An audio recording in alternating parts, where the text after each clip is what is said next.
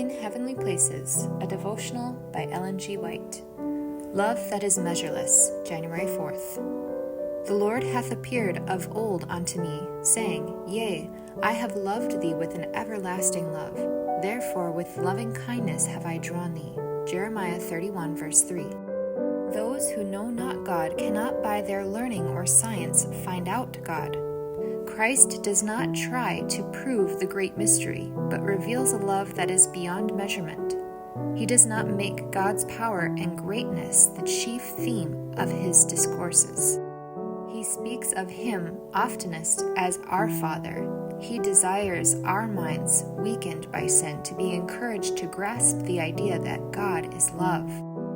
The father of the prodigal son is the type that Christ chooses as a representation of God. This father longs to see and receive once more the son who has left him. He waits and watches for him, yearning to see him, hoping that he will come. When he sees a stranger approaching, poor and clothed with rags, he goes out to meet him, if perchance it may be his son, and he feeds and clothes him as if he were indeed his son. By and by he has his reward, for his son comes home. On his lips the beseeching confession, Father, I have sinned against heaven and in thy sight, and am no more worthy to be called thy son.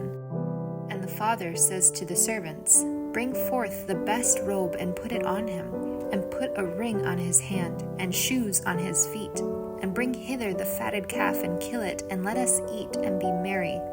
Luke 15, verses 21 through 23. There is no taunting, no casting up to the prodigal of his evil course.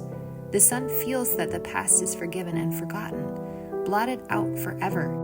And so God says to the sinner, I have blotted out as a thick cloud thy transgressions, and as a cloud thy sins.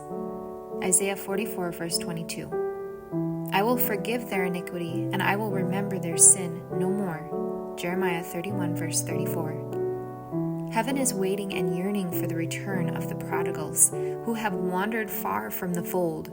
Many of those who have strayed away may be brought back by the loving service of God's children.